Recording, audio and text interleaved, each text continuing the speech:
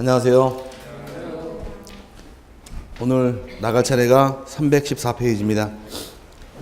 등기절차 강론 나갈 차례인데 각종 등기 보도록 하죠. 이쪽에서는 가등기 쪽이 가장 중요합니다. 가등기는 거의 매회 나오니까 가등기 쪽 위주로 봐놓으시면은 점수 맞을 수 있어요. 내용에 따라 세분하게 되면 처음 나온 게 변경 등기라는 등기 나와 있는데 앞서 별 변경 등기랑 경정 등기랑 구별할 때 원시적 일부의 하자가 발생한 경우는 경정 등기하게 되어 있고 변경 등기라는 등기는 후발적으로 등기상 일부의 하자가 발생한 경우는 변경 등기합니다. 후발적 일부란 말 나오면은 변경 등기 사유고 반대로 경정 등기라는 등기는 원시적으로 등기상 일부의 하자가 발생한 경우에 경정하는 것이 차이점인데 이 변경 경정의 차이점은 이거밖에 없습니다. 원시적이냐 후발적인 차이밖에 없다 보니까 거의 같아요. 똑같은 내용이다 보니까 하나만 잘 기억하시면 됩니다. 변경 등기의 경우는 종류가 여러분 교재 보시니까 박스 안에 5개가 들어와 있죠. 표제부에서 변경 등기는 3가지가 있고 갑굴구가 2개가 있어서 총 5가지의 변경 등기인데 일단 세분하게 되면 표제부 즉 표시란에서 실행하는 변경 등기가 3개가 나올 것이고 갑구와 굴구에서 실행하는 변경 등기는 2개로 나눠집니다. 일단 먼저 나온 것이 순서 좀 바꿀게요. 부동산 표시에 변경 등기라는 등기가 있고 두 번째 경우는 부동산 변경 등기가 있고 세 번째 경우는 대지권 변경 등기가 있고 네 번째 경우는 등기 명인 표시에 변경 등기가 있으며 마지막 5번째가 권리 변경 등기 총 5가지가 변경 등기 종류인데 왜 하는가 사유 보시고 이제 나중에 신청 의무가 있나 없나 따져보신 다음에 등기 실행 방법까지만 이해하시면 됩니다. 제일 처음 나온 것이 오른쪽 보니까 부동산 표시의 변경 등기인데 의의는 부동산의 즉 토지의 소재와 지번, 건물의 소재나 건물 대지의 지번, 건물 번호, 건물 명칭 등의 변경이 있는 경우에 하는 등기이다 라고 나와 있는데 부동산 표시 변경이라는 것은 부동산이 실제로 바뀌는 건 아니고 행정구역상, 행정상 바뀌는 경우를 대상으로 합니다. 토지와 건물의 경우 소재가 바뀐다거나 지번이 바뀌는 경우 또는 건물의 경우는 건물 번호가 바뀌는 경우를 대상으로 해서 이런 것들이 바뀌는 경우를 의미하는데 그 부동산 실제로 바뀐 건 있나요? 바뀐 건 없죠. 네. 하나의 사례가 이제 부동산 행정구역이 바뀌어서 바뀌는 경우도 있고 지적소관청이 지번을 변경하게 되면 지번도 바뀌는 경우를 의미하는데 이런 게 바뀌는 경우 등기 신청은 단독이냐 공동이냐요. 밑에 보시니까 신청은 단독 신청할 등기라고 나와 있고 소유권자가 단독 신청할 등기이며 책은 안 나와 있지만 건물이 번호가 바뀌는 경우는 1개월 내 신청할 의무 규정입니다. 1개월 내 신청 의무가 따라올 것이고 이를 위반하게 되면 50만 원이야 과태료가 따라붙는데 이 과태료의 경우는 건물의 경우만 부과시키고 토지는 과태료 부과하지 않습니다. 그럼 토지의 경우는 지적법상, 등기법상 과태료 부과하지 않으니까 참고해 놓고 넘어갈 부분이며 등기 실행은 언제나 주등기예요.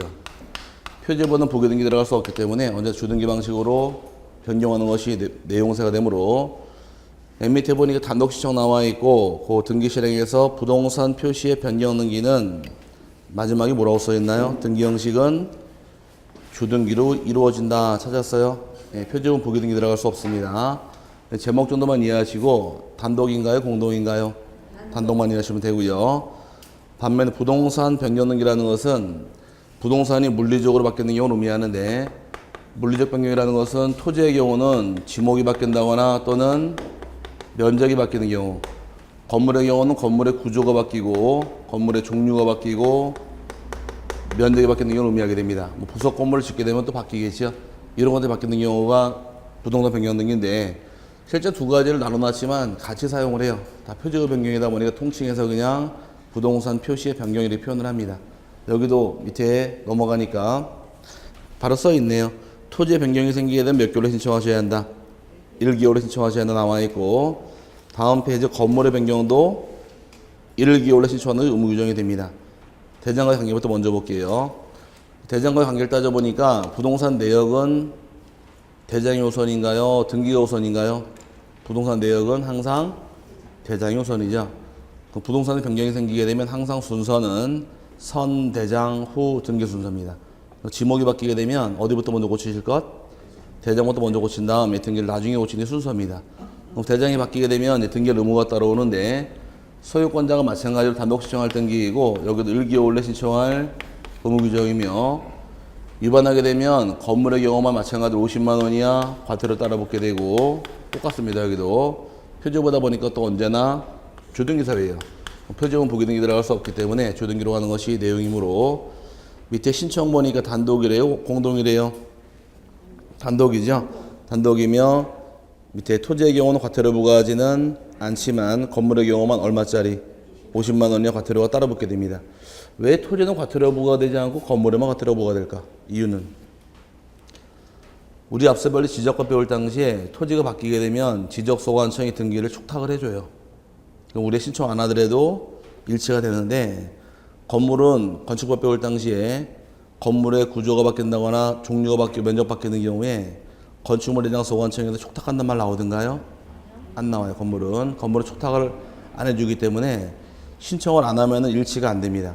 하지만 토지는 소유자 신청하지 않더라도 촉탁이 들어가니까 결과적으로 일치가 돼요. 그래서 과태료 부과하지 않는 게 차이점이니까 비교하고 넘어갈 부분이고요. 그 다음에 밑에 보시면 이제 직권에 대한 경우는 따로 보실 필요 없습니다. 나오는 거 아니니까 생략하고 첨부 정보도 대장 가져와서 생략하고요. 등기 실행에서 필요한 건 안 나와 있네. 등기 실행에서 옆에 써놓으시기 바래요. 땡땡 친 다음에 주등기라고. 다른 거 물어보지 않으니까 거기까지 세분하시면 됩니다. 그 다음에 5번에 대지권 변경등기란 말이 나와 있는데 대지권이라는 것은 대지에 가진 지분을 대지권이라고 불러요.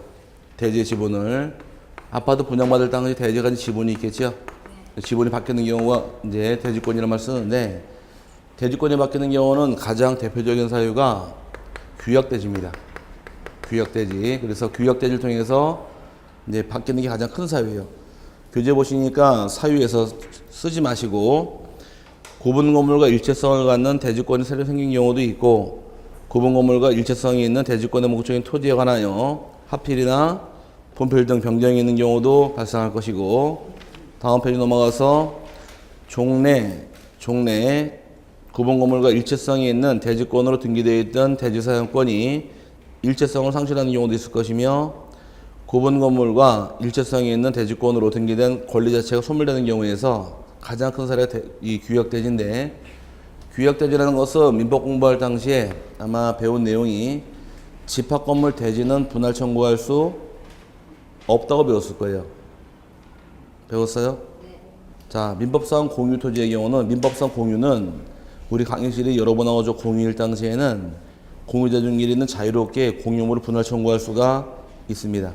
하지만 집합건물 대지는 공유로 속하지만 그땅 분할 청구할 수가 없게 돼 있어요. 하지만 예외적으로 규약상 대지는 그러하지 아니하다 해서 규약대지는 분할할 수도 있고 합병할 수도 있는 대지를 규약대지라고 부릅니다. 그럼 규약대지가 뭘까? 네, 그걸 규약대지라고 부르죠. 예를 들어서 우리 아파트 단지 이 한 단지로 가정을 하고 지은 연식이 한 30년 가까이 됐습니다. 연식이 오래된 아파트의 경우는 지금 짓는 아파트하고 차이점이 눈에 안 보이는 것이 고층 저층은 눈에 보일 것이고 또 건물 낡고 새 건물도 눈에 보일 것이고 옛날 지은 아파트는 전부 다 성량값이에요. 근데 지금 아파트 성량값이 아니죠? 아닌가? 옛날 지은 아파트 다 크기가 똑같잖아요. 모양새도 네모 반듯하게. 그래서 초등학교 애들한테 집 그리라 그러니까 전부 네모나게 그리더라고요. 안 되겠다 싶어서 창의력을 위해서 다 지금 달리집니다. 아파트를. 그런 모양새가 만들어질 것인데 눈에 안 보이는 차이점이 주차장이 차이가 져요. 새로 지은 아파트 주차장이 그나마 여유가 있지만 옛날 지은 아파트 주차장이 상당히 좁아요. 차가 귀할 때 집을 짓다 보니까 만약에 우리 아파트가 주차장 대수가 100가구라고 가정을 하고 0.5대 산정하게 되면 100가구 0.5대라는 얘기는 50칸밖에 안 만들어지겠죠? 그럼 차 몇 대 세울까? 주차칸이 50칸이면 차 몇 대 세울까요? 50대 죽어도 못 세우죠. 한 칸은 음식물 쓰레기 버린다고 빼야 되고 또 한 칸은 재활용 쓰레기 버린다고 빼야 되고 떴다 왕초보가 2칸 물고 서 있고 아닌가? 2칸까지 모는 건 이해하지만 벤츠가 4칸 물고 서 있죠. 앞뒤 문 닫히지 말라고. 그런 경우 발생하다 보니까 입주민끼리 분쟁이 발생해서 안 되겠다. 우리 돈 걷어서 땅을 사서 주차장 만들자예요. 괜찮아요? 이게 바로 규약대지예요. 그럼 땅을 대지 합쳐버리게 되면 규약대지가 합병이 되는 경우는 표지부상 면적이 증가할 것이고 면적 증가한 만큼 지분도 변동이 생기게 됩니다. 그 다음에 만약 규약이 폐지가 되어서 분할을 하게 되면 면적도 감소가 생길 것이고 지분도 감소가 생기게 됩니다. 이런 사유가 가장 큰 사유고 반대로 대지 사용권 자체가 소멸되는 경우도 있는데 예를 들어 보자고요. 여러분이 이제 제 땅에다가 전세권 가지고 집을 주고 살았습니다. 집 지을 때 그럼 땅을 샀다는 얘기, 빌렸다는 얘기예요. 빌렸다는 얘기죠. 전세권 가지고 집을 주고 살았었는데 전세권은 최장 몇 년 초과할 수 없어요? 10년 초과할 수 없죠. 어제가 10년이 만기가 됐습니다. 토지예요 지금. 10년 만기가 됐는데 제가 나가겠다 의사표시 없이 기간이 만기가 됐습니다. 이 전세권은 갱신이 됐다, 소멸됐다. 갱신, 소멸. 자신 있게 하나, 둘, 셋. 아니 어제가 10년이 만기된 날짜고 어제부로 끝났는데 그동안 여러분하고 저하고 나가겠다, 나가란 말이 없이 그냥 10년이 도과가 됐어요. 그럼 이 전세권은 갱신됐다, 소멸됐다. 나도 대답하는 말 안 할래 지금부터. 갱신, 소멸 하나, 둘, 셋. 소멸됐죠. 법정 갱신은 건물 전사만 인정해 주니까 토지는 갱신 제도가 없는 거예요. 그럼 기간 만기로 소멸된 겁니다. 근데 그동안 여러분 집 짓고 살았네요. 여러분 소유의 아파트 1번 저 주고 가실래요? 2번 팔고 가실래요? 3번 뜯어 가실래요? 주고 가요? 내가 집 땅 빌려줄게. 자, 땅 빌려줄게. 10년에 집 생긴다 그러면 기껏 땅 빌려주지 뭐. 팔고 가야죠. 전세권 설정자 동의받고 지은 부속물이나 매수한 것을 다시 사가지고 청구할 수가 있잖아요. 저에게 이 건물 사라고 제 동의받고 지은 거니까 청구할 수가 있는 겁니다. 제가 반드시 사야 돼요? 사야 돼요. 형성권이니까 거부가 안 됩니다. 근데 돈이 있어야 사지. 없으니까 제가 제안을 합니다. 그동안 전세금 주고 땅 썼으니까 차액을 달래요. 등기 넘겨드릴 테니까. 그리고 이제는 그동안 전세권 가지고 딱 집을 주고 살았지만 아예 차액 더 주고 이 땅을 사버리게 되면 토지의 소유권이 바뀌어버리네요. 그리고 대지 사용권 자체가 바뀌는 경우도 있다라는 것이에요. 내가 땅을 전세권 가지고 집을 짓고 살다가 이 땅에 소유권 취득해버리게 되면 전세권이 뭘로 바뀌더라? 소유권 바뀌는 경우도 있기 때문에 여러분 교재에서 리1번에 구분 건물과 일체성이 있는 대지권으로 등기된 권리 자체가 소멸되는 경우, 전세권을 소멸하게 되면 다른 권리를 통해서 다시 땅 사용할 수가 있기 때문에 그런 경우를 의미하는 겁니다. 이런 사정이 개입된 경우도 신청해서 기억만 보시면 돼요. 이제 건물 소유자 몇 개월 내 신청하셔라. 단독 신청을 통해서 1개월 내 신청할 의무 규정이며 1월 내 신청 안 하게 되면 50만 원이나 과태료가 따라옵니다. 질문 있습니다. 네.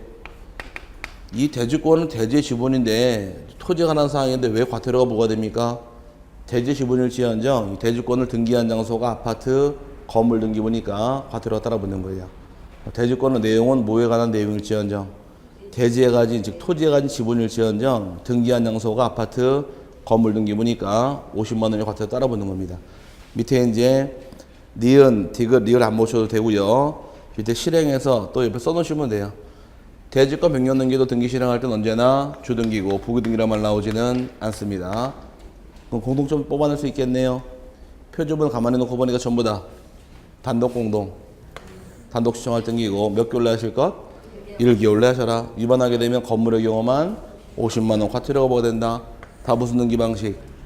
주등기 똑같으니까 나중에 묶어버립니다. 부동산 표시의 변경은 전부 다 단독 시청할 등기이고 1개월 내 신청할 의무가 발생할 것이며 위반하게 되면 건물의 경우만 50만 원 과태료가 따라붙게 되고 등기는 언제나 주등기입니다. 표지본 부기등기 못 들어가요. 그 다음에 6번째 나온 것이 등기 명인 표시의 변경 등기인데 이 등기 명인이라는 말뜻은 등기부상 권리자들을 등기 명인 그럽니다. 권리자가 누구인가 표시하는 방법은 세 가지예요. 권리자가 누구인가 알 수 있는 것은 성명이 나오게 되고 주소가 나오게 되고 주유번호를 기재하게 되어 있는데 이 세 가지가 바뀌는 경우를 등기명인 표시의 변경이라고 부릅니다. 그럼 이름 바뀌고 주소 바뀌었다고 해서 피해볼 자가 있을까요? 피해볼 자가 없으니까 당연히 소유권자나 권리자 입장에서 단독 신청할 등기이며 몇 개를 신청해야 될까? 신청할 의무 없습니다. 이름이 바뀌든 주소가 바뀌든 신청할 의무는 없어요. 신청할 의무가 없다 보니까 여러분이 사시던 집을 전세를 주고 이사 갈 때 세준집 등기부상 주소 바꾸는 건 아니니까 의무는 없는 겁니다. 의무가 없다는 얘기는 과태료도 부과하지 않겠네요. 그럼 이 등기는 언제나 어떤 등기 실행하느냐 이게 문제인데, 등기 명인 표시의 변경 등기는 이름 바뀌었다고 순위가 뒤바뀌면 안 되니까 이건 언제나 보기 등기입니다. 언제나 보기 등기고, 예외적으로 이제 여러분 교재에서 직권으로 실행하는 경우가 발생하는데 원칙은 단독 신청할 등기지만 페이지가 319페이지에 등기와 직권 두 개가 나와 있죠. 첫 번째 나와 있는 건 행정구역이 바뀌면 당연히 직권이 되는 건 당연한 얘기고, B번이 등기관이 소유권 이전 등기를 할 때 등기 명인 주소 변경으로 신청 정보상의 등기 의무자 표시가 등기 기록과 일치하지 아니하는 경우라도 첨부 정보로서 제공된 주소를 증명하는 정보의 등기 의무자의 등기 기록상 주소가 신청 정보상 주소로 변경된 사실이 명백히 나타나면 직권으로 등기 명인 표시의 변경 등기를 하의한다. 여기 직권 등기인데 한번 했습니다. 제가 이 집에 대해서 갑이 처음 취득할 당시에 주민등록상 주소지가 상계동이다 보니까 등기부상 등기할 때도 상계동으로 등기가 됐어요. 이렇게 일치하고 있다가 이 집을 갑이 을에게 전세를 주게 되면 집주인 집배주 이사 가야 되죠. 상계동에서 중계동 이사 가고 또 다시 또 하계동까지 이사 갔다 오면 가정하게 되면 집주인 주소가 계속 바뀌어 나가는데 등기부상 주소는 신청할 의무가 있어요? 의무 없죠. 주소는 등기부상 바꿔도 그만 안 바꿔도 그만입니다. 이 상태에서 세준집을 갑이 병하고 다시 매매 계약을 통해 팔게 되면 병 앞으로 소유권 이전 등기 실행을 해줘야 되는데 지금 매도인 주소가 지금 같아요, 달라요? 다른 경우 등기가 안 넘어갑니다. 주소를 먼저 맞추는 게 순서예요. 마지막 주소지가 어디인가요? 하계동이죠. 하계동으로 주소를 바꿔주는데 요건 신청할 등기가 아니라 소유권 이전 등기 요 등기만 신청을 하게 되면 등기가 직권으로 바꿔줍니다.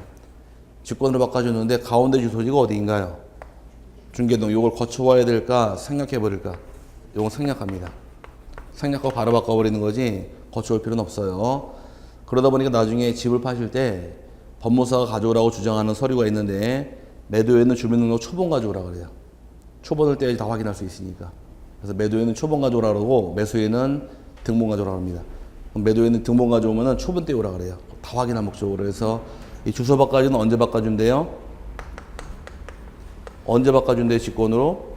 무슨 등기할 때 이게 문제가 되는 거예요. 소유권 이전 등기할 때만 주소를 바꿔주는 거지 다른 건 대상이 아닙니다. 그래서 이전 등기할 때 매도인의 주소가 다른 경우는 직권으로 바꿔주더라 이렇게 이해하시면 되고, 촉탁 안 보셔도 되고요. 첨부정보 생략하고 등기 실행에서 기억 꼬막이 붙여놓으시면 돼요. 등기 실행은 언제나 무슨 등기 방식? 부기 등기로 등기를 실행을 합니다.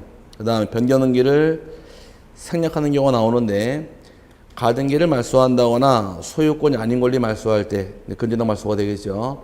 말소하는 얘기는 지워지고 없어지는 건가요? 등기부상 지워버리는 거죠. 어차피 없어질 거 굳이 주소 맞출 필요 뭐가 있느냐. 그래서 생략하고 바로 말소할 수가 있고, 멸실 등기의 경우도 부동산이 멸실한 경우 등기부가 폐쇄가 됩니다. 폐쇄할 때에도 굳이 주소 맞출 필요 없으니까 생략하고 바로 말소할 수도 있습니다. 근데 중요한 건 아니고요. 칠판에서 이건 기억하셔야 돼요. 등기 명인 표시의 변경 등기는 언제나 무슨 등기 방식? 보기 이걸 물어봐요. 다른 걸 물어보는 게 아니라. 그 다음에 이제 넘어가시게 되면 마지막이 권리 변경 등기인데, 권리 변경한다는 얘기는 이제 등기된 권리 자체가 바뀌는 경우를 권리 변경이라는 말을 쓰는데, 전세권의 경우는 등기된 이후에 전세금에 대해서 증액이 있다거나 감액이 있는 경우, 저당권의 이자가 바뀌는 경우도 마찬가지고, 존속 기간이 바뀌는 경우도 마찬가지이며, 그 다음에 지료 또는 차임 등이 바뀌는 경우를 의미하게 됩니다. 그럼 이런 게 바뀌게 되면, 즉 예를 들어 이자가 바뀌게 되면 득보는 자가 있고 피해보는 자가 발생하겠죠. 득보는 자가 등기 권리자, 피해보는 자 등기 의무자 존재하다 보니까 이 권리 변경은 단독이 아니라 공동 신청할 등기가 됩니다. 요거 하나 공동이에요. 나머지 전부 다 단독이다. 권리 변경할 때만 공동이 됩니다. 그럼 권리가 바뀌는 경우는 이제 신청할 의무가 있을까? 전세금 받게 된 경우 신청할 의무 있다 없다. 하나 둘 셋. 없습니다. 표주부 등기만 신청 의무가 있어요. 몇 개월 안에? 1개월 내에. 권리가 바뀌어서 신청할 의무는 없습니다. 그 다음에 신청 의무 없다는 얘기는 과태료도 부과하지 않겠네요. 그럼 여기서 문제 나올 것은 이걸 내는 거예요. 권리 변경할 때 등기 어떻게 실행합니까? 이걸 달고 들어오다 보니까 여기를 기억하시는데, 권리 변경할 때는 원칙은 이해한계인이 없을 경우는 보기 등기 방식으로 실행하는 것이 원칙입니다. 원칙은 보기 등기가 원칙이래. 예외 규정이 권리 변경할 때 이해한계인이 있을 경우는 그자의 승낙서가 첨부가 돼 있느냐, 첨부하지 않느냐를 보고 따져요. 승낙서가 첨부가 된 경우는 이때는 보기 등기로 등기를 실행하게 되고, 승낙서가 없는 경우는 주등기로 갑니다. 보기 등기로 가는 경우는 옛날 사항을 붉은 선으로 지워버려야 돼요. 줄여서 주말 한단 말 썼고, 주등기로 가는 경우는 지우지 못하게 돼 있습니다. 주말 못하게 돼 있는데, 여기는 외우시라고 그랬죠? 옛날에 강의할 때 워싱턴 나이트클럽 언제 물이 좋아요? 주말에 물이 좋은데, 나이트 가는 이유는 왜 가더라? 부킹하러가 아니라 보기 춤추러 가는 거고, 조용히 몰래 가자. 신랑 승낙 받고 가자. 승낙 받고 가라 그랬죠? 아닌가? 조용히 몰래 갔다 와요? 자, 승낙 받아가야 돼요. 그래서 승낙 받아서 보기 춤추러 언제 가더라? 주말에 가더라. 이렇게 묶어놓으시라 그랬습니다. 승낙서가 있으면 보기 등기고, 승낙서가 없으면 주등기로 가다 보니까 분명히 헷갈려요. 하나만 잘 기억하시면 돼요. 승낙서가 있으면 보기 등기, 없으면 주등기. 보기 등기 옛날 사항을 보기 주말 지우게 돼 있고, 주등기 지우지 못하게 됩니다. 시험은 이걸 내고 들어와요. 여기는 권리 변경은 낼 게 없잖아요, 여기서. 그러니까 그러다 보니 낼 건 이거밖에 없기 때문에 요 등기 실행 방식만 잘 이해하시면 돼요. 그래서 권리 변경 등기할 때 신청은 단독이다, 공동이다? 공동 신청할 등기로서 2번에 나와 있고, 첨부 정보 생략하고요. 하단부에 보게 되면 등기 실행에서 주등기로 가는 경우도 있고 부기 등기하는 경우도 있죠. 권리 변경의 등기에 관하여 등기상 이해한계가 있는 제3자가 있는 경우에 신청 정보에 그의 승낙서 또는 이에 대항할 수 있는 재판의 등본을 첨부하지 못한 경우에는 주등기로 실행을 한다. 주등기로 등기가 실행이 되는 경우에는 변경 전 등기사항을 주말하지 아니한다. 다르셨어요? 그 다음에 보기 등기는 권리 변경 등기에 관하여 등기상 이해한계가 있는 제3자가 없거나 있는 경우에는 신청 정보에 그의 승낙서 또는 이에 대항할 수 있는 재판의 등본을 첨부한 때 하나요 부기에 의하여 그 등기를 한다. 승낙서가 있으면 부기 등기라는 얘기가 될 것이고, 부기 등기로 실행하는 경우에는 변경 전 등기사항을 주말하여야 한다. 이 많은 양을 바짝 줄인 것이 이 두 줄이에요. 승낙서가 있으면, 저는 알아요. 자꾸 떠들어야 돼요. 승낙서가 있으면 보기 등기. 옛날 사항은 지운다 해서 승낙받아서 보기 춤추러 언제 가자? 주말에 간다를 외워놓으시고 자꾸 몰래 가서 틀리는 거예요. 승낙서가 없으면 거꾸로 주등기. 옛날 사항 지우지 못한다. 이거 반드시 암기하시길 바랍니다. 이따 또 나오니까 이따 또 확인해서 보면 되고, 여기까지 변경 등기로 이해하시면 되고요. 경정 등기는 따로 보지 마세요. 지금 나온 이 변경자를 다 경정 보시면 똑같아요. 똑같다 보니까 굳이 따로 볼 필요는 없습니다. 나중에 문제 풀을 때는 요건 정도만 풀도록 하고 요것만 잘 기억하시기 바래요. 나중에 이제 요약집이나 문제풀이 들어가서 차이점만 몇 개 잡아내면 되니까 굳이 시간 할애해서 보실 필요는 없습니다. 넘어갈게요. 넘어가시게 되면 어디로 가느냐? 페이지 326페이지에 말소등기로 갑니다. 자, 이제 변경 경정이라는 것은 범위가 얼마큼인가요? 전부인가요? 일부인가요? 변경 경정은 일부에 하자죠. 반대로 말소등기라는 게는 등기사항 전부가 잘못된 경우에 말소등기하는 것이 방법이에요. 말소등기라는 게는 일부가 아니라 전부인데 요거랑 비교하셔야 됩니다. 말소등기는 등기사항 전부가 잘못된 경우에 말소등기하게 돼 있고, 감기 걸리신 분, 아유 죽겠는데 아주 요즘에 감기가 요로만 오더라고요. 그렇지 않나요? 얼굴 왔어요? 전 목하고 일로 와가지고서 아유 그나마 지금은 좀 낫네. 어제까지 강의하는데 목이 아파 침을 못 삼키니까 죽겠더라고요. 아주. 네? 아, 이게 저거 같아. 3D 업종. 아프다고 쉴 수가 있나? 시간 지킬 수가 있나? 어쨌든 간에 별로 안 좋은 직업인 것 같아요. 괜히 일로 들어와가지고 지금까지 하고 있는데. 여러분 시험 볼 때까지는 할 거예요. 자, 중간에 그만둘 일 없으니까 염려하지 마시고. 말소등기라는 게는 전부의 하자가 발생한 경우고, 이 요건 보게 되면 첫 번째가 등기상 전부가 실체와 일치하지 않을 것. 두 번째, 왜 불일치하는가? 원인은 묻지 않습니다. 원인을 묻지 않는다는 얘기는 이쪽에서 원시적 일부란 말 나오면 무슨 등기하시고 정정. 후발적 일부란 말 나오면 변경 등기했는데, 여기는 원시적이든 후발적이든 전부가 잘못되어 있는 게 전부 다 말소로 빠져오는 거예요. 그 원시적 일부는 경정이고 후발적 일부는 변경으로 가는데, 원시적 전부란 말 나오면 말소 등기고 후발적 전부도 말소 등기다 보니까 원시적 후발적 원인 묻지 않고 전부란 말 나오면 전부 다 말소로 빠져오는 거예요. 그 말소 등기할 경우에는 세 번째가 등기상 이해관계인의 승낙서를 첨부를 해야 됩니다. 그럼 승낙서가 없는 게 어떻게 할 것이냐 문제인데, 승낙서가 없으면 주등기일까 부기등기일까? 승낙서가 없으면 주등기? 그건 이제 그건 여기서 얘기고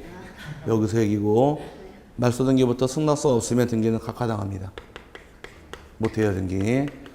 승낙서가 있어서 주등기 부기등기는 변경 경정할 때 이쪽에서 승낙서가 있으면 부기등기, 없으면 주등기는 변경 등기 할 때 얘기고, 말소 등기부터는 승낙서가 없으면 각하예요. 등기 못합니다. 그럼 여기서 말소 이해관계인이 누구냐 이제 풀고 들어갈 텐데, 이거 외우는 게 아니라 보셔야 돼요.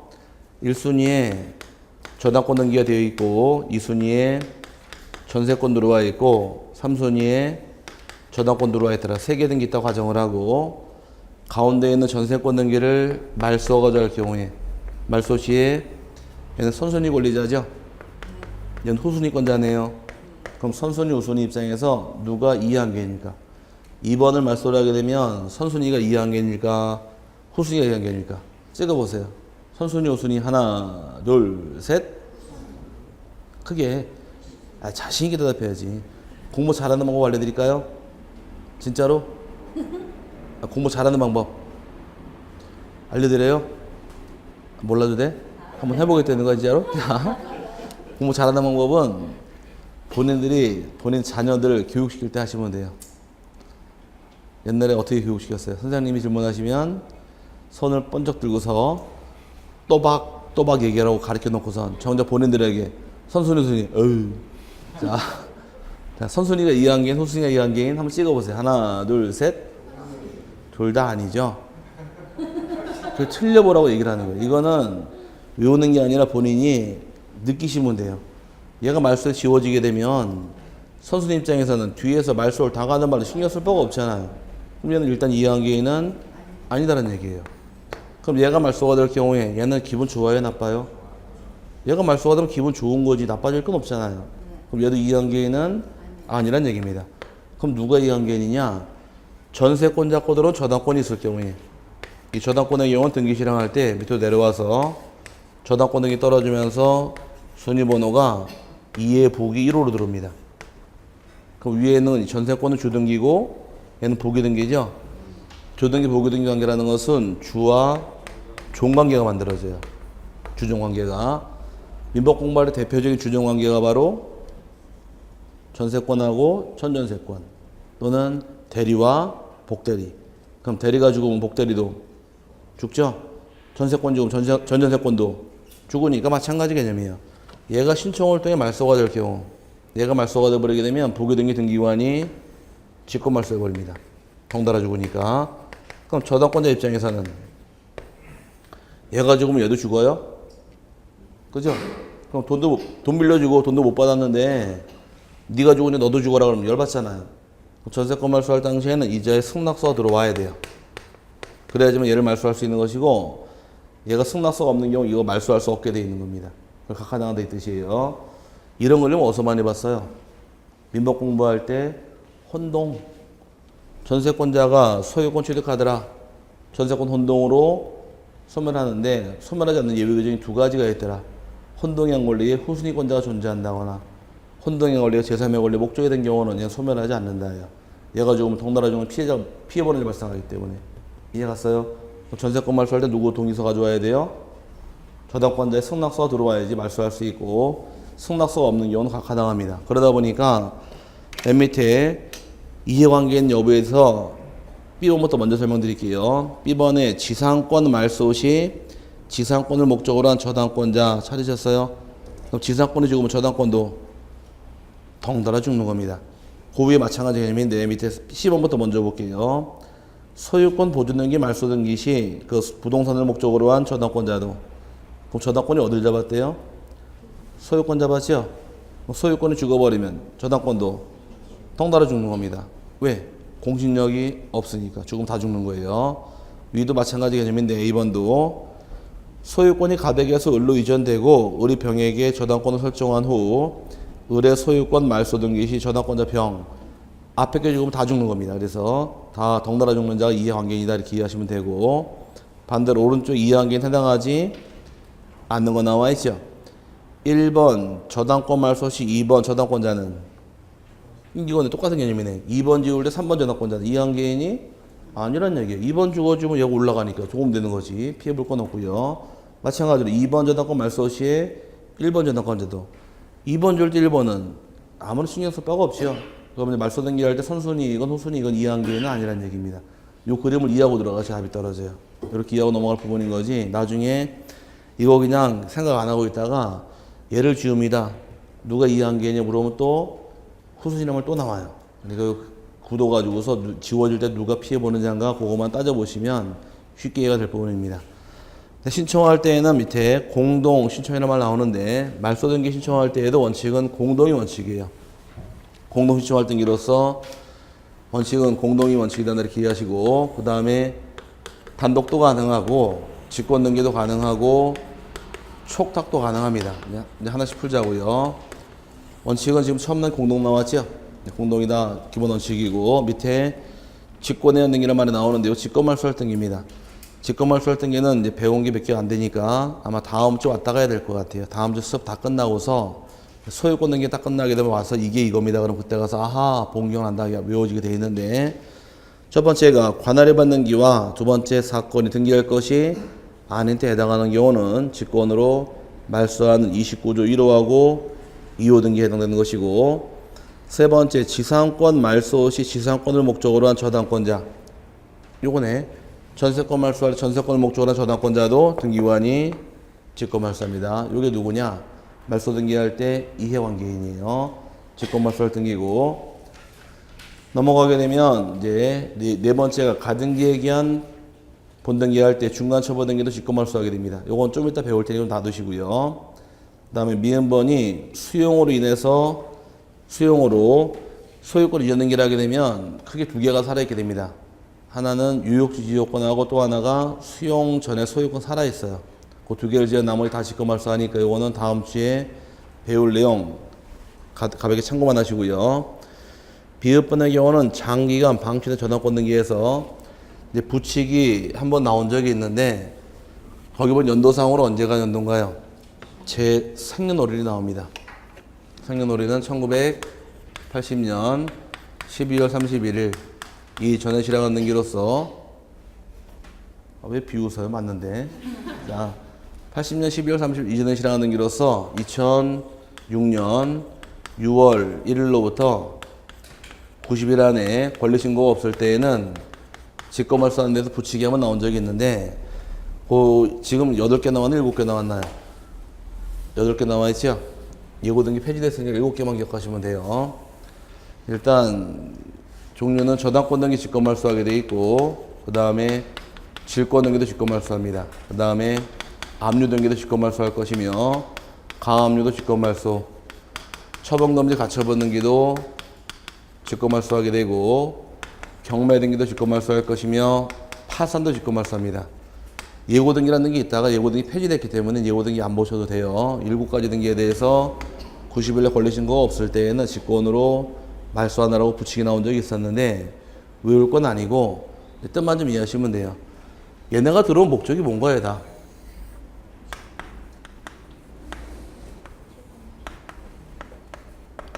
채권 보존할 수단 아닌가요? 돈 받으려고 쉽게 얘기해서. 그럼 채권이라는 것을 일반 채권은 소멸시효가 몇 년인가요? 10년이죠. 몇 년 전 얘기예요 지금? 80년이니까 오늘 기준 따지게 되면 30한 4, 5년 전 얘기죠. 그럼 채권의 소멸시효 10년이니까 소멸해도 소멸했을 것이고 행사해도 행사했다요. 다만 살해했다고 주장하는 자 신고해라요. 신고 안 하면 직권말소한다는 것이 그 뜻인데 이게 뭔 뜻이냐? 여러분이 은행 가서 담보대출 받아왔습니다. 담보대출 받아와서 1억을 빌려왔어요. 여러분 집에 저당권 등기하고 돈을 빌려 쓰다가 돈을 갚았습니다. 변제했어요. 변제하게 되면 저당권은 말소해야 소멸해요? 말소 안 해도 소멸해요? 말소 안 해도 소멸하죠? 법률 규정을 당연히 소멸합니다. 그럼 저당권 언제 말소하면 될까? 네? 빚을 갚고 대출금 통장 제로 만들고 왔어요. 근데 채권을 변제, 즉 소멸하게 되면 저당권은 말소 안 해도 당연히 소멸한 겁니다. 법률 규정을 통해서. 그럼 이 저당권 언제 말소하면 될까요? 배우면 뭐에 써먹어야지. 법률 규정은 등기할 필요 없지만 처분 시엔 등기를 해야 한다. 아닌가? 맞죠? 그럼 여러분 집에 있는 저당권 등기는 처분할 때 등기하면 되는 거예요. 근데 나중에 등기금만 남아있지 저당권이 돈 다 갚았고 이 집을 팔아달라고 중개업소에 내놓습니다. 집 좀 팔아주시오. 오늘 중개업자가 무슨 아파트입니까? 주공 아파트요. 몇 동 몇 호? 101동 501호. 융자 있으신가요? 없는데요. 이사 날짜는요? 아무 때나 괜찮습니다. 해서 나중에 매물 내놨더니만은 기억을 하겠대요. 기억하기로 했더니만 딱 갑자기 한말 중개업자가 융자 없으시다며 등기부등본 때 보니까 대출금 나오던데요. 매도인분은 돈 다 갚은 건데요. 그러면은 은행가 말소하고 오십시오 이렇게 얘기를 해요. 말소해달라고. 그럼 처분할 때 등기를 해야 되니까 말소하면 당연히 없어질 텐데 여러분이 집을 대출받고 돈 갖고서 저당권이 남아있는데 이걸 집을 안 팔고 계속 가져가는 거예요. 계속 가져가게 되면 등기부상은 등기 남아있지만 소멸된 권리죠. 이런 게 남아있을 때 이걸 일제 정리하려고 한 번씩 나오는 규정이 이 규정이에요. 한 번 정리하려고. 그래서 옛날에 했던 규정은 80년이 아니라 1968년. 그전에 했던 건 1950년에서 계속 한 번씩 나오는 겁니다. 아마 한 2020년쯤 되게 되면 1992년 또 넘어갈 거야 아마. 이런 식으로 등기부를 정리하려고 한 번씩 나오는 규정이다 보니까 시험을 2번 했던 거지. 여기에 이렇게 주문제로서 여기에 채권보전 수단으로서 저당권, 질권 이런 거 나와 있지만 지상권이 있어요? 지역권이 있어요? 전세권은 없죠. 지역권, 지상권, 전세권은 채권보전 수단이 아니다 보니까 들어와서 안 되는 것이므로 주의하시길 바랍니다. 이 8가지 장기가 만기된 저당권 등 등기로 직권말소할 등기고요. 그 다음에 환매권 행사에 따른 환매특약 등기란 말소가 나오는데 환매권의 경우는 말소 방법이 2가지가 있게 됩니다. 환매권의 경우는 환매권자가 5년 기간 내 행사하는 경우도 있고 행사하지 않고 소멸되는 경우도 있더라요. 행사가 들어온 경우는 직권말소하게 되어 있고 행사하지 않는 경우는 공동 신청하게 될 텐데 이건 다음 주에 배울 테니까 환매권 행사한 경우만 체크하시길 바랍니다. 그 다음에 여기 직권등기인데 직권등기 다음 주에 배워야 돼요. 대부분 다 몰려 나오다 보니까 좀 참으시길 바라고. 다음 이제 오른쪽 페이지 단독 신청할 등기입니다. 단독 신청할 등기의 경우는 먼저 소유권 보조 등기 말소 등기 신청할 때 단독이다 나와 있고 두 번째 판결을 받은 경우도 단독은 가능합니다. 세 번째가 등기 의무자 행방불명으로 인한 전세권 저당권 등기 말소란 말 나오는데 이제 전세권 등기하고 살다가 세입자 기가 만기가 되어서 이사 갑니다. 이사 갈 때 어떻게 등기하느냐? 옛날에는 특례 규정이 있었어요. 옛날에는 한번 따져보자고요. 이 집에 대해서 갑이라는 자가 집 주인이고 을이 전세권자입니다. 전세권자 입장에서 등기부상 1순위로 등기되어 있고 그 앞으로 기간이 2015년 4월 14일까지가 만기일이에요. 오케이? 오늘 14일인가요? 네, 오늘까지 딱 끝났죠? 네, 얘가 기간이 만기가 되어서 이사 갑니다. 이사를 가는데 문제는 이 이사 가는 을이 나이가 40이 넘다 보니까 이제 무서운 게 있죠? 40 넘어가면. 뭐가 무서워요?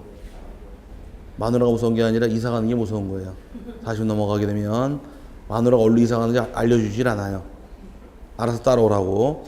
그러다 보니까 이제 요등기 말소하고 가야 될 텐데 전세권 등기 말소하고 할 텐데 이사 갈 때 뭘로 차 보내고 나면은 유실물 돼버리니까 차에서 안 떨어지던 점이에요. 오케이? 그럼 옛날에 집주인은 어떻게 하면 됐느냐? 편일봐준 제도가 그냥 보내라요. 그냥 이사 보내고 옛날 둘이 작성한 전세 계약서 있나요? 네, 전세 계약서에다가 전세금 돌려줬죠. 반환 영수증 첨부해서 집주인이 이걸 단독으로 말소할 수 있는 예비 규정이 있었어요. 그럼 이사가는 집에 붙들고 들어주지 말고 그냥 보내라는 얘기입니다. 그럼 얘는 비용만 주고 나가면 그만이에요. 그럼 누가 말소하면 되니까? 집주인 혼자 말소하면 되니까. 이게 편했죠? 편리받은 제도가 있었는데 이 제도를 삭제 없애버립니다. 이제 이 규정 허용이 안 돼요. 왜 이걸 없애버렸느냐? 이 집이 3억짜리로 가정을 하고 지금 전세금이 그 집값이랑 같잖아요. 얘가 2억 5천에 지금 전세 살고 있다는 거 가정해보자고. 살고 있는데 기간 만기가 언제래요? 지금 4월 14일까지 명시가 돼 있죠. 근데 이 건물 전세다 보니까 이 기간이 둘 다 묵묵부답으로 넘겼습니다. 갱신됐나요? 건물 법정? 건물은 갱신이 돼야지. 토지가 갱신이 안 되는 것이고. 갱신됐죠? 아니 갱신은 법정 갱신은 건물 전세만 있잖아요. 토지 전세 갱신이 제도가 없고 건물이 갱신이 된 거예요 지금. 이 집 누가 살고 있어요? 을이 살고 있지만 기간은 만기가 지났죠. 요거 만기가 지난 걸로 해서 갑이 요걸 두 가지 계약서에다가 영수증 가라를 만들어서 요걸로 얘를 말소해버려 혼자서. 오케이? 말소해버려 집이 깨끗해졌죠. 그리고 다시 삼손이로 병이라는 데 전세권을 또 주는 거예요. 얼마에? 2억 5천에. 그러면은 3억짜리 집 얼마 챙겼어요? 5억 챙겼잖아요.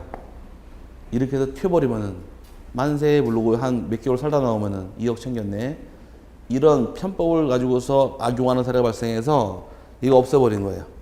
근데 없애버렸고 이제 만약에 을이 전세 등기하고 살다가 등기 안 하고 말소 안 하고 그냥 이사가 버리게 되면 이거 말소하기 위해선 절차가 힘들어졌습니다. 밑에 절차가 공시 최고를 한 후, 공시 최고는 일간신문에 돌아오라고 3개월 이상 알려야 돼요. 돌아올까요? 돌아오면 같이 말소하면 좋은데 3개월이 경과하도록 돌아오지 않고 안 돌아오게 되면 이제 이 전세권자 권리를 제거시키는 재권 판결을 받아야 됩니다. 판결을 받아야지만 말소가 가능한 것이 여기 말소는 방법이에요. 편일 봐주기 위해서 이 제도를 뒀더니만은 악용하는 사례가 발생해서 이제 삭제시켜버리고 없애버린 거니까 이제는 무조건 소재가 불명된 경우는 판결입니다. 그 다음에 리르번의 경우에 이제 혼동이야 말소란 말 나오는데 혼동은 정말 헷갈리지 마실 것. 전세권자가 소유권을 취득하게 되면 전세권 혼동으로 소멸하죠. 당연히 소멸하나요? 네, 당연히 소멸하는 거예요. 등기 안 해도 사건이니까. 근데 어떻게 말소합니까? 물어보면은 당연히 죽으니까 직권 말소합니다. 이건 여러분 생각이에요.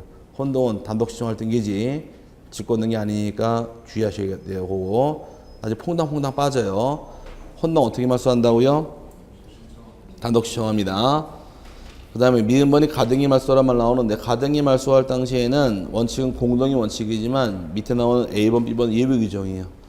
원칙 공동의 원칙에 대해 예외적으로 가등기 명의인 즉 권리자가 나 가등기 안 가질래 단독 신청할 수도 있고 여기에 극히 예외 규정은 유일하게 등기상 이행한 개인이 가등기 명의인의 승낙서나 이에 대항할 수 있는 판결문을 첨부하게 되면 단독 말소가 가능한데 유일하게 이해한 개인이 말소할 수 있는 등기가 딱 하나가 있어요. 그 딱 하나가 바로 가등기예요.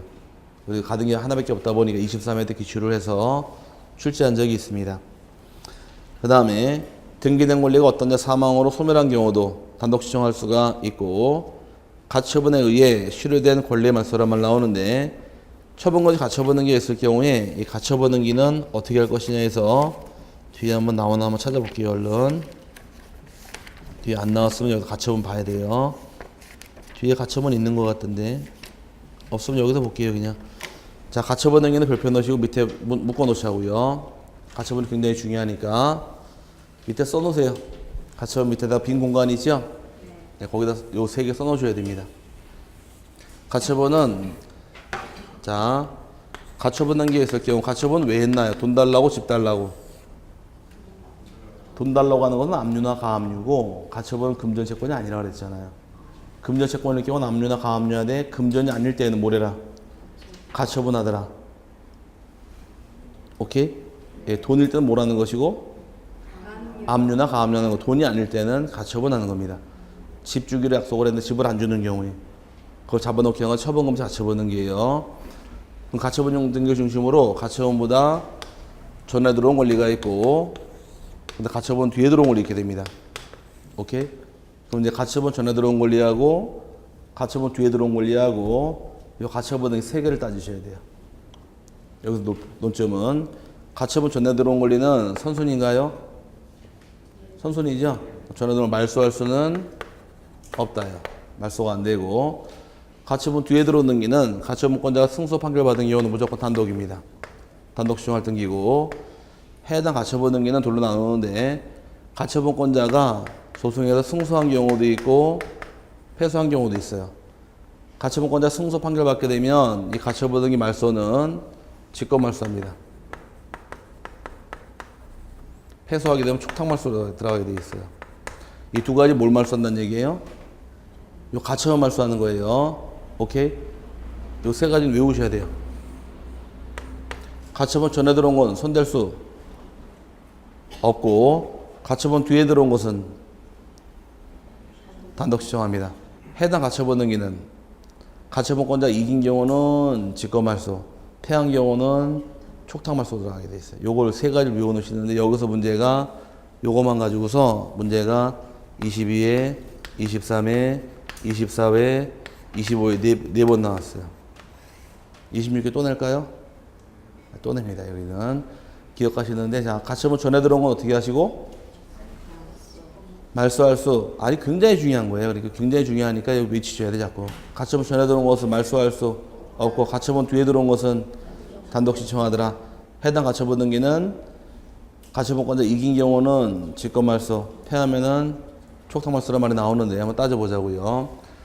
그 집에 대해서 갑이 1순위에 소유권자 등기되어 있고 그 다음 이 집을 5월 10일 날 을에게 증여하기로 증여계약을 체결합니다. 증여계약 체결을 했는데 갑이 마음이 바뀌어요. 이 집을 안 주려고 병인한 자에게 1억을 받고 4월 30일 날 등기하기로 계약을 체결합니다. 갑 입장에서는 증여계약을 체결한 다음에 집 안 주려고 병에게 팔아버린 거예요. 이 사정을 을이 아는 경우는 4월 30일 되면은 아니 써도 몰라. 여기 보시고 이걸 나중에 풀어드리는 거니까 이거만 써놓으면 돼요. 이게 뭔지 집어넣어야 되니까. 이거 써도 순서가 있어서 몰라요. 못 따라가니까 잘 들으시고 여기 집어넣으시면 돼요. 자, 4월 30일 날 병이 등기가 넘어가 버리게 되면 집 받을 수가 없죠. 그래서 이 집 못 팔아먹게 잡아놓으려고 이 손으로 갑에게 물어봅니다. 너 왜 나에게 집 주라는 거 왜 팔았냐고 따지고 들어가니까 갑이 한단 말 너에게 집 주라는 거 농담한 거지 진짜 주라는 거 아니래요. 우리끼리 증여계약은 무효니까 너 자꾸 달라 그러지 마 기분 나빠. 그러고서 병에 팔아버렸습니다. 근데 의리하는 말 나는 진짜로 받기로 했어. 빨리 줘라 주장하래요. 얘는 집 주겠다 안 주겠다? 안 주겠다. 집 달라 버티고 있는 상태에서 소유권이 넘어가도 집 받을 수 없으니까 이 순위로 을이 처분금지 가처분 등기를 더 실행합니다. 가처분 등기 실행하고 4월 30일이 돼버렸어요. 4월 30일 된 경우에 갑이 병에게 야 이행해 그러니까 병이 하는 말 오이씨 14일 당시에 가처분 등기 없었지만 잔금 처리를 다 가처분 들어왔죠. 가처분 때 불안해서 이행 못하겠다고 버티니까 갑이 하는 말로 가처분 때 집 뺏기게 되면 2억짜리 집 줄 테니까 이행하라고서 대담보가 들어옵니다. 근데 가처분 때문에 이 집 뺏기게 되면 2억짜리 집 다 넣어주겠대요. 대담보가 들어왔습니다. 그럼 이행을 해야 되니까 3순위로 병이 소유권 이전을 받았다가 정해보자고. 그럼 이 상태에서 갑은 안 주려고 팔았고 을은 받으러 가처분 등기했죠. 이해 갔어요? 이 상태에서 시간이 5월 1일 돼서 가처분권자 을이 집을 달라고 을이 소송을 제기합니다. 소송을 제기해서 을이 패소할 수도 있고 승소할 수도 있더라요. 오케이? 이제 상황을 이해하시는 거예요. 이제 을이 패했다는 얘기는 을에게 집 줄 필요 있다 없다. 가기 전에 패소하게 되면 판결문 나올까요? 안 나올까요? 패소한 경우 판결문 이기면 줄까? 지면 줄까? 판결문은 다 줍니다. 이기면 이겼다고 지금 졌다고 주는 게 판결문이에요. 이해 갔어요? 판결문 받은 을 입장에서 집 달라고 소송 제기했더니만 집 줄 필요 없다고 판결이 나온 거예요. 그럼 을은 어디 갈까요? 등기소에 갈까? 법원에 갈까? 법원에서 금방 나와서 판결을 받아서. 우선 놔두고 갔어요? 법원에다가? 또 갈 일 없잖아요. 그럼 판결을 졌다고 판결을 받았죠? 외우는 게 이해를 하시는 거예요. 아, 판결을 받아서 제가 진 애 제가 어디 갈까? 법원에 갈까? 등기소 갈까? 등기소 왜 갈까요? 자기가 등기도 못하는데 뭐 하려고 등기소 가? 등기소 갈 일 없잖아요. 아닌가? 얘가 졌다는 얘기는 웃는 게 아니라 자 이해를 하셔야 돼. 웃고 넘어가는 게 참 중요한 게 아니라 집 달라고 졌죠 얘가. 그럼 넌 집 가질 수 없다잖아요. 그러면 얘 소유권 유효하게 취득했죠. 등기소 손댈 수가 없잖아요. 그거는 등기소 갈 일이 없는 거예요. 오케이? 그럼 법원에 또 가요? 그럼 어디 갈까? 열받으니까 소주 한잔 먹으러 가야지. 그럼 누구도 등기소 안 오겠네요? 그럼 소송 끝난 걸 등기관이 알까 모를까? 어떻게 알아? 누구도 안 오는데. 근데 법원에서 소송 끝났으니까 이 가처분 등기 말소라고 촉탁해 주는 거예요. 근데 끝나 지우라고. 이해 갔어요? 그럼 반대로 이긴 경우 보자고. 얘가 이기게 되면 판결문 가지고 어디 갈까요? 자기 앞으로 소유권 이전 등기하러 등기소에 가겠네요. 지금 등기해봐야 되니까. 그럼 등기 신청할 판결문 따라 들어왔어요? 그럼 등기관이 소송 끝나고 확인할 수 있어요? 요거 뭐 확인할 수 있죠? 가처분 더 이상 둘 필요 없겠네? 요건 등기관 직권 말소해버리는 거예요. 아니, 본인이 한번 생각해 보자고. 여러분이 집을 달라고 저에게 소송을 제기했어요. 오케이? 그 상황만 이해하시면 돼. 여러분이 이겼대요. 등기하러 가야 안 가요? 가죠? 뭐 갖고 와요? 판결문 가지고 딱 등기소 등기 신청하게 되면 등기관이 판결문 딱 본과 동시에 아 소송 끝난 거 알 수 있으면 이거 둘 필요 없잖아요. 직권 말소. 여러분이 진 경우는 등기해 갈 수 있어요? 못 해가죠? 등기소 갈 일이 없잖아요. 그럼 제 등기 짓기 제가 등기소 갈까? 저도 안 간다는 얘기예요. 그럼 원고가 패하게 되면 누구도 등기소 안 와요. 그럼 소송 끝난 걸 등기관이 알 수 없애 법원 촉탁을 해주는 거예요. 이해 갔어요? 네. 그럼 이제 요건 어떻게 말소하더라? 원고가 이긴 경우는 빨리 외치세요. 직권 말소 패하면은 촉탁이죠? 문제 생기 요거 밑에 거 이제. 요거 어떻게 말소할 것이냐요. 그럼 지금의 경우에 가처분권이 이겼다는 얘기는 의리 자기 앞으로 등기 신청하겠죠? 이겼으니까 요 등기는 판결받았기 때문에 단독 신청할 등기입니다. 단독 신청을 하는데 문제는 등기 보상 마지막에 누구예요? 병이죠. 요 밑으로 판결받았다고 해서 사순위 의리 들어가 버리게 되면 얘가 죽어버려요. 왜? 병로 누구한테 이전받았고 가백에. 얘도 가백에 받았는데 순위가 얘가 앞서니까 얘가 죽어버립니다. 그럼 병이 이렇게 의리 들어가려면 전제 조건은 가처분 뒤에 들어온 거 얘가 보호가 안 되니까 얘가 말소가 돼야 돼요. 요거만 어떻게 말소하고 이게 문제란 겁니다. 지금 말소할 때 가처분권자 이겼죠? 잘 들으셔야 돼. 이긴 경우에 이 병등기가 무조건 무효이냐 절대 무효이냐 아니면은 절대 무효가 아니냐 이걸 따지는 거예요. 절대 무효면 직권 말소, 절대 무효가 아니면 직권 말소 안 되는 거예요. 오케이? 그럼 지금 이기게 되면 얘가 가진 권리라는 것은 자기 앞으로 얘를 지워야 되죠? 판결받은 을이 자기 등기 단독 신청하면서 요 등기 말소도 단독으로 동시 신청하는 원칙이에요. 두 개는. 요 등기 말소가 되면서 바로 들어가는 겁니다. 밑으로. 왜? 동시에 하나는 무슨 문제가 생기느냐? 얘부터 먼저 말소해버리게 되면 누가 소유자예요? 등기보상? 값 또 팔아먹을 수 있잖아. 그걸 방지하려고 얘가 말소가 된가 동시에 바로 들어버리는 거예요. 그래야지만 다른 데 팔아먹지 못하게 하려고. 이해 갔어요? 그럼 지금처럼 얘가 등기할 때는 이건 당연히 죽어요. 근데 반대로 얘가 이겼죠? 그럼 얘를 지워버리고 지가 등기할 자격이 있는데 갑이 하는 말. 이 병등기가 죽어버리면 병에게서 2억짜리 이름을 다시 줘야 돼. 뺏기게 되면. 약속 맺은 게 있으니까. 그러니까 갑이 을에게 야, 을 네가 이겼으니까 이 집 가져갈 능력 인정해준다. 하지만 이 집은 병에게 팔았으니까 이거 놔둬. 내가 병에게 받은 1억 줄게. 1억 받고 떨어져 그러면. 우리 입장에서는 집 안 가져오고 돈 받고 끝낼 수가 있잖아요. 그럼 얘가 이겼지만 이 등기를 포기할 수가 있는 거예요. 그럼 오히려 이 등기가 유효해요, 무효해요? 유효로 바뀌어버리니까 얘가 이겼다고 무조건 얘가 무효 등기는 아니란 얘기예요. 그 무조건 무효가 아니기 직권말소가 안 되는 것이고 가처분권자 네가 등기할 때 같이 신청하라는 얘기예요. 오케이? 그런데 요걸 외우셔야 돼요. 이건 어떻게 말소하는 거래요? 가처분 뒤에 들어온 건 가처분 뒤에 들어온 거 이건 어떻게 말소하고 단독. 가처분 등기는 원고가 가처분권자 이겼느냐 졌느냐 상황 바뀌는 거면 이기게 되면 어떻게 등기하고 직권 말소 패하면은 촉탁 말소에서 요거는 무조건 시험에 한 문제를 내요.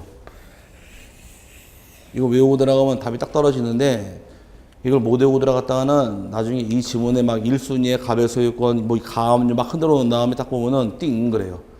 여기 딱 집어만 넣으면 되는데 이거는 못 외우시면 방법은 하나밖에 없어요. 나중엔 지우개 써가라 그래요 제가. 어디다 써가라고요? 지우개 시커먼 거 말고 새 거 사가지고 뒤에다가 깨끗하게 써가지고 가져가시라고. 가자마자 시험지 옮겨줬고 나오면 바로 집어넣어서 대입시키면 답이 뚝 떨어져요. 아시겠나요? 이거 무조건 암기만 못하면 어떻게 해라? 능력이 안 되면은 이제 기술이 좋아야 돼, 기술이. 기술로 넘어갈 부분이 이걸 반드시 암기하시는데 읽어나 보자고요.